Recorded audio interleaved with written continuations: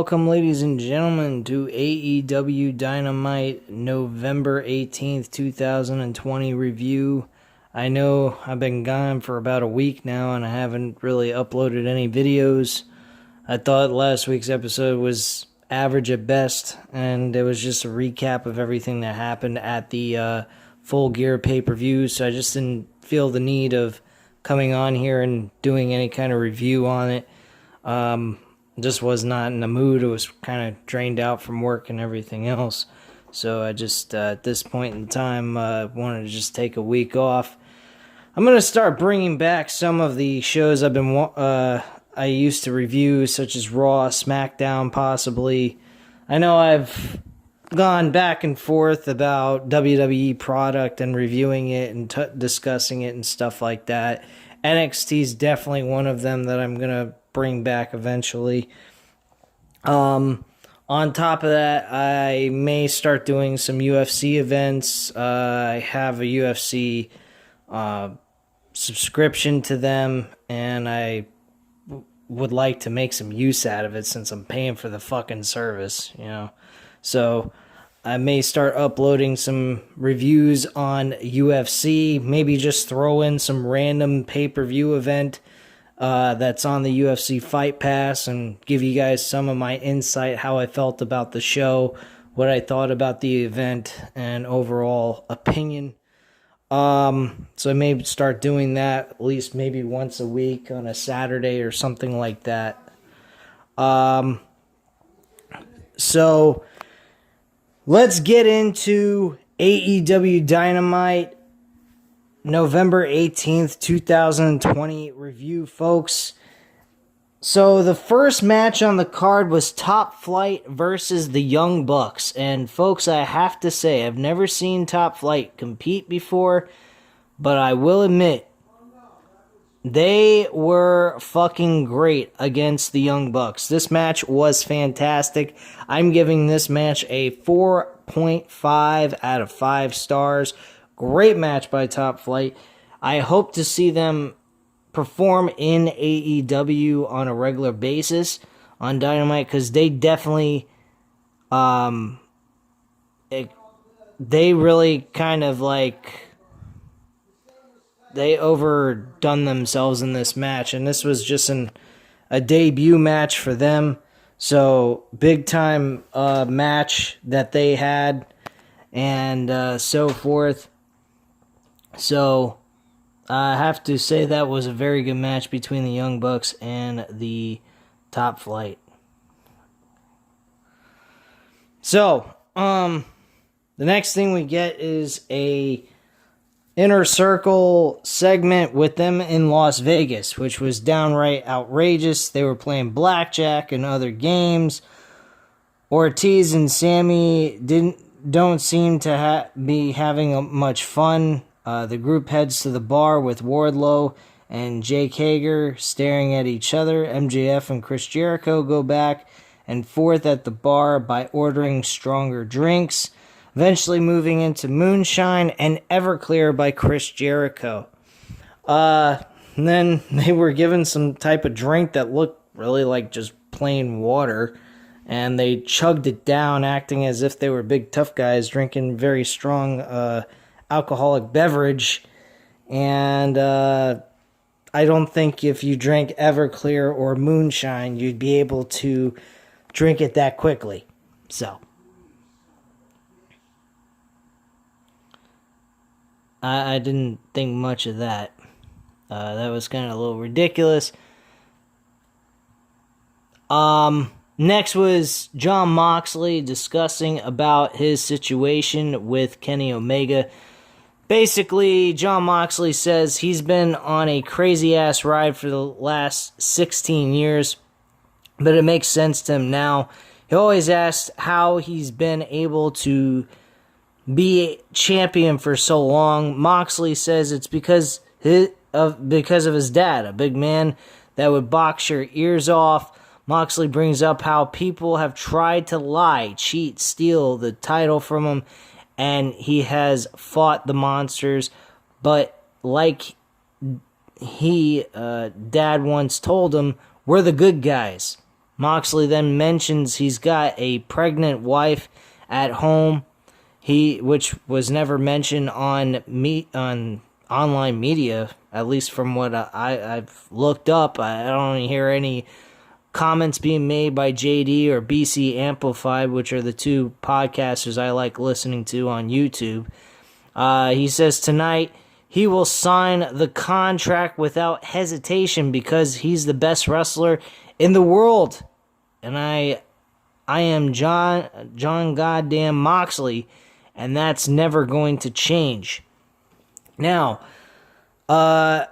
just a spoiler alert so we can skip past all the bullshit. Moxley actually gets knocked out backstage before the contract signing occurs, and Kenny Omega is very disappointed in the whole situation. He thinks it's a mind game ploy that Moxley is trying to put on Kenny Omega, and Kenny Omega's not really buying into this if this is actually legit head games, which is what he believes. I believe it's somebody attacked him in the sense, and that is the interesting part. That's a big question. Who actually attacked Jon Moxley backstage? Why did they attack him? That's the second thing. Was it Eddie Kingston? Did he decide to go ahead and fuck his best friend over because he was jealous of the fact that he couldn't win the title from him? So he figured, if I can't win the title, I might as well figure out a way to screw him out of the championship so he's no longer champion. That could be another option.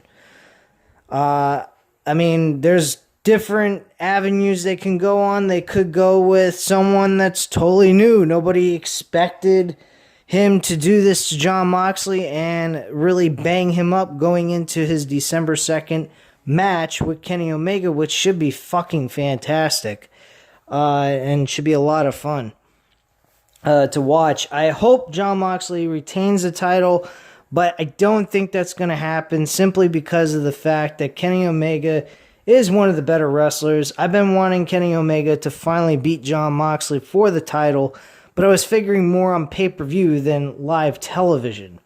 I don't think this match should be for free. And I think possibly we may actually get the person who actually attacked Jon Moxley backstage on December 2nd appear, and we'll finally know who that person was. And this match won't even go to a decision. I think this is going to be a fuck finish, leading towards maybe Jon Moxley defending that title against the guy who attacked him to get that over with, and I'm sure it will be a big name. I would imagine so. Moxley gets through with him, and then he turns his focus back onto Kenny Omega for a final with Revolutions, and have that matchup that they needed to have, and have it appear on pay-per-view to be the main event of the show. That's what I imagine could possibly happen, or we may just see Kenny Omega simply win the title at the December 2nd Dynamite episode. It all depends on what happens and what they decide to go with. So, from there, we had Kit Sabian versus Orange Cassidy. Decent matchup. Very fun, entertaining stuff. Orange Cassidy wins the matchup by a mousetrap pinfall. Very interesting term to use for a roll-up pin, but it definitely looks like a trap. So, for them to call it a mousetrap, I guess it was kind of neat. And it was on the fly at one point when he faced Chris Jericho earlier this year in the summer. So, there's your explanation there. My rating on this match would be a 3.5 out of 5 stars. It was pretty interesting. There was a few botches here and there. I'll be quite frank with you guys. This episode was like Botchamania. I don't know if you guys are familiar with that YouTube channel on YouTube, but Botchamania would have a blast with this episode. They probably have a fucking, maybe a 2-3 minute video of all the different botches that occurred in this show, because there was quite a few botches and mess ups that they just kind of fucked up completely. But yeah, I think they'd be able to put a decent amount of time in a video for just this episode alone. That was one of the major issues I saw with this show. Other than that, I mean, this show is really rock solid. Now, the tag team match that kickstarted the show, that was fucking outrageously insane. There was no major botches there. Maybe one. There was one. It was a Hurricanrana by one of the guys from Top Flight on Matt Jackson. He didn't actually get a good hold of his legs around Matt Jackson's neck on the top rope. So Matt Jackson had to fall to the floor, or to the mat, I should say, and land on his head for the maneuver to successfully be performed. But unfortunately, he did not have a very good hold on Matt Jackson's neck, which made Matt Jackson have to work along with him in this situation, and he had to land on his head. That's the only real technical botch, but it wasn't that bad of a botch. It just was, they were moving in fast pace, and anyone can make this mistake. That shit is not easy to do. I mean, clearly you can see that. So, for that, I can understand the mistake might have been made, but it wasn't a major botch. So Tony Schiavone, the contract signing, I already discussed that with you guys, so I'm not going to discuss it again. Then we have the Inner Circle have another segment on the show with the Las Vegas segment. They end up starting to do somewhat of a ripoff of Hangover. They wake up, the hotel room is all destroyed. Sammy Guevara and MJF are picking on one another. Earlier during the time that they were both drunk as fuck, Sammy Guevara was saying, "I hate your guts." And he said, "You gotta be joking." He goes, "No, I'm not joking." And they both start laughing as if like it was just a joke anyway. Jake Hager and Wardlow were beating up different random people to show off who's tougher than the other out of the group. It was very fucking off the walls crazy. But yeah, they eventually wake up. They start acting like they don't know what the hell happened. They're very blacked out. They walk around. They see the whole entire place is banged up to shit. Sammy Guevara married 3 different women, I believe. You got Ortiz getting these weight shakers. He's going all crazy, acting like he's on fucking speed or something. And he's just saying, "Oh, I'm the best, we're the best, we're the best, we're the best." I'm like, what the fuck is this? I mean, this was like WWE-esque, but in a sense of humor of like adult-like form. It really was off the walls weird. It wasn't in the same level of like what we saw with MJF and Chris Jericho at the Broadway segment. I thought that was great and off the chain, but this was just ridiculous. At the end of the segment, you got Santana and fucking Jericho walking through the hallways. They open up this door after they're hearing some loud noise coming from the room. And they open it up and they find fucking Hornswoggle in a diaper sitting there crying as if we're watching the gosh darn Hangover movie and we're expecting to see a fucking tiger that they stole from Mike Tyson.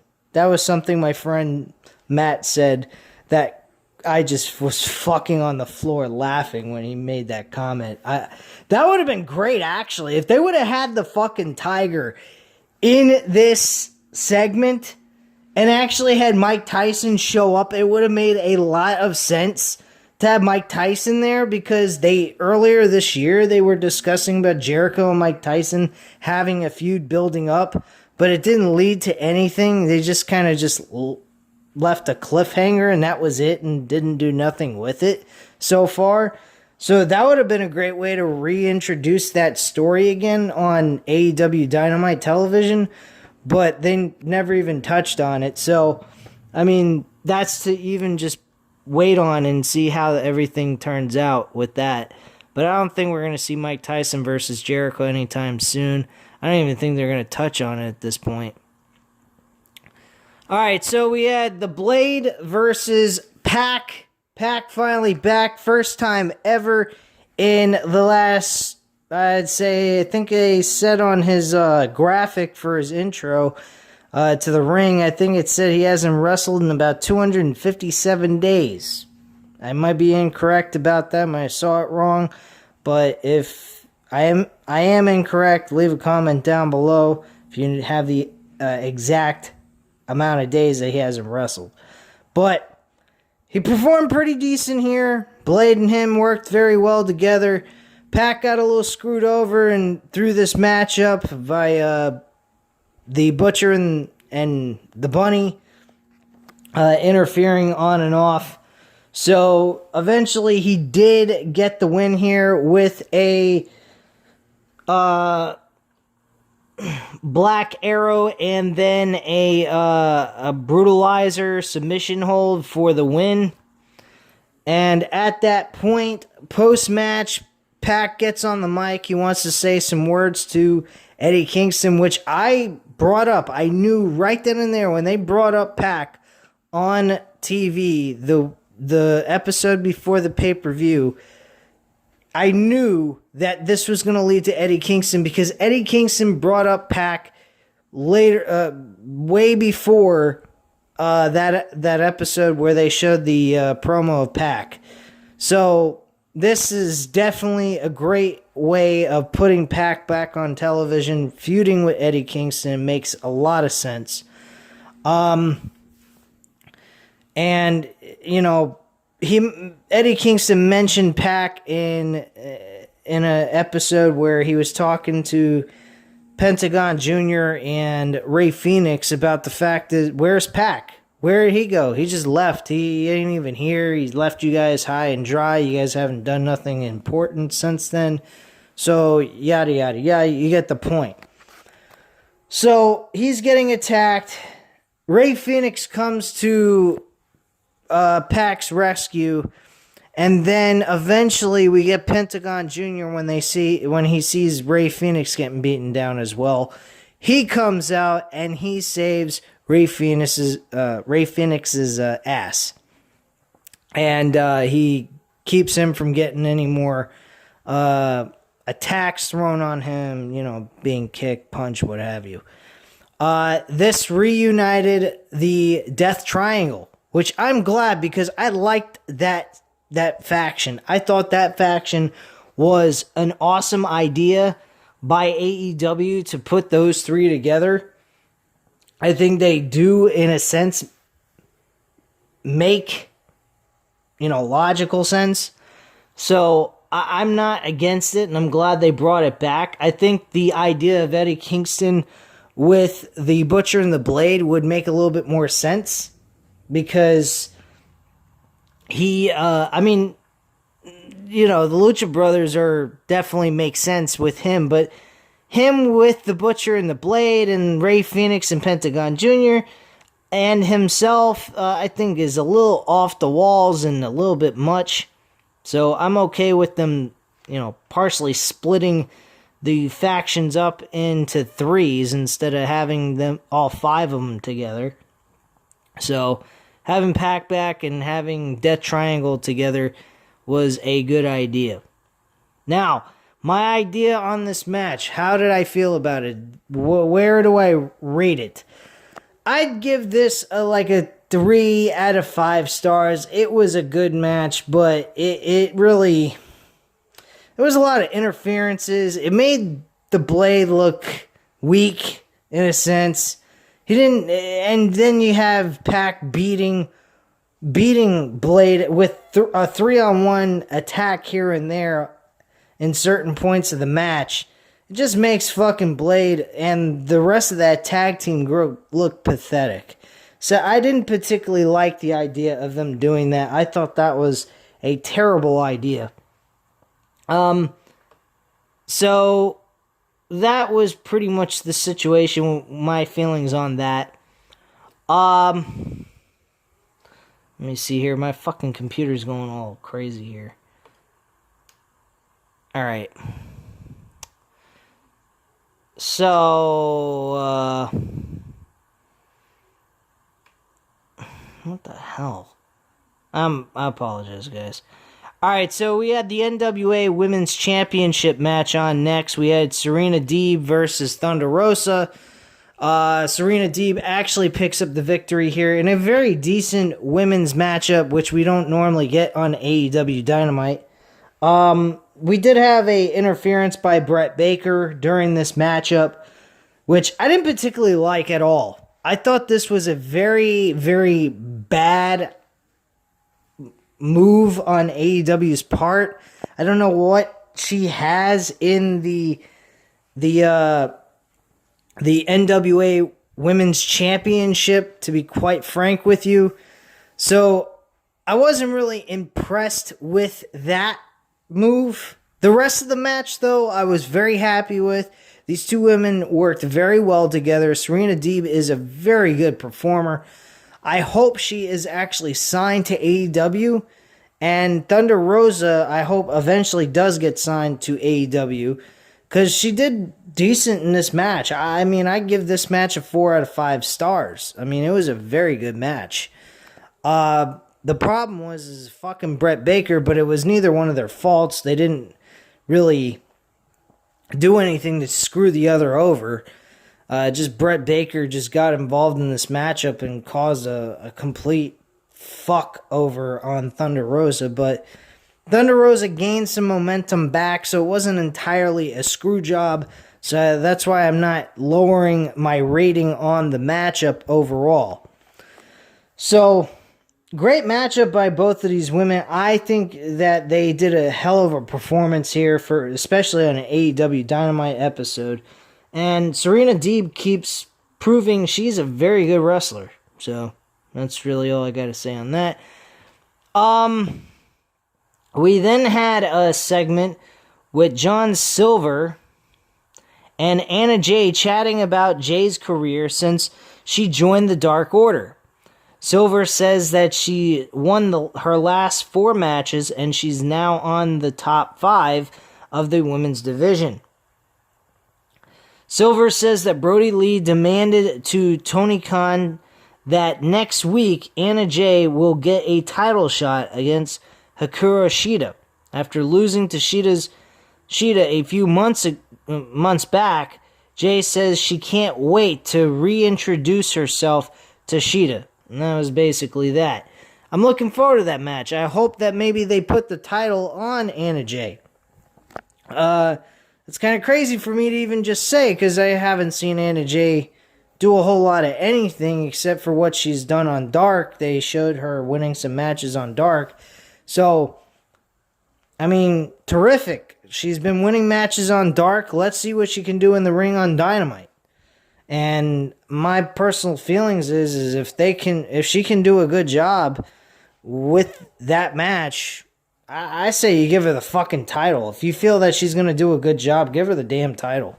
I mean, Shida needs to be done and over with this fucking championship. She has done nothing impressive at all since she became champion. She's not a terrible wrestler, but she does not have a women's division to defend that fucking title. Anna Jay, I think she will provide a good build around the AEW Women's Championship. I would say give her a shot, see how she does for a couple of weeks. Put her in some major matches with some of the women wrestlers. See if she can build any of the women up. Anything. But try to just test something out and see what she can do. Because Shida right now has got no one to defend that title against at this point. Giving the title to somebody else and seeing how she will do as a champion for a couple of weeks, maybe up to a month, and see how well she does to help build that division around her, I think would be a good idea. And then maybe reintroducing Shida back into the AEW World Championship run for the women's division. I think that would be good because right now Shida has no division around her. So maybe switching the title up to somebody else, maybe she'll be helpful. By Anna Jay being champion might be helpful to the rest of the women's division to get somebody new, fresh, that's holding the title, and maybe we'll get somewhere with that. So it all depends on how things go. Then the main event was AEW TNT champion Darby Allin and Cody Rhodes versus versus Brian Cage and Ricky Starks. This match was, it was a typical tag team matchup main event. I'd give it a 3 out of 5 stars. It was a solid, okay match. Brian Cage looked like he did most of the work. I didn't see Ricky Starks doing a whole lot of anything. At the end of the day, Brian Cage did pick up the victory with a, I'm trying to remember his fucking maneuver. He performed that maneuver from the top rope. It was a drill claw from the top rope into the mat and getting the 1, 2, 3. And that was basically that. Overall, the action was back and forth. Very decent matchup for a tag team match. But personally, I didn't particularly get highly interested in it. Cody did his usual shtick. Darby Allin, I thought, was going to pick up a victory if they were going to win. And if they were going to lose, Cody was going to take the loss. Because at this point, I think Cody would be the one better off taking the loss since he ain't the champion. But instead, they went Darby Allin to lose. So that kind of dropped my rating for that matchup a little bit. Then they started attacking Cody Rhodes. Cody was getting beaten up and destroyed. And then Will Hobbs came out. Will Hobbs was acting as if he was going to protect Cody and Darby Allin, and instead picked up the FTW championship, hold it up in the air, and then Cody was trying to get up and used his shoulders to hold him up, and he took the championship and smashed Cody right in the fucking mouth. And they tore his ass up some more. And that was basically that. Taz stood in front of the camera saying that you don't mess with Team Taz and blah, blah, blah, acting really tough and so forth. So Will Hobbs is now part of Team Taz. Am I happy about this? Somewhat. I kind of like the idea that Will Hobbs kind of has like some sort of tough guy identity. Him being as a face was not working for me. He seemed kind of bland, boring. Didn't really have a lot going for him as a face. I think him doing a heel run will build him up, and then eventually he can become a face later on in the future. But right now, I think he looks good playing the heel role. He had this a smirk on his face that made him look like, I don't give a fuck about nothing. I thought that was a very nice touch on his part. His emotions look pretty damn good. So overall, I think this is a decent move on AEW's part to make him a heel with Team Taz. They kind of look a little like the Hurt Business, only a little bit cooler, more adult-like, not childish, retarded bullshit like WWE's been doing with them over the last couple of months. Which they do with everyone anyway, so what am I talking about? But you guys get my point.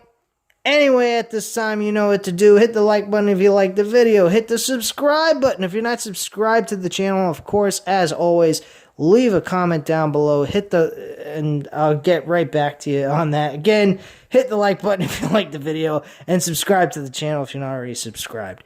Thank you very much, guys, for watching. Have a great night. Bye.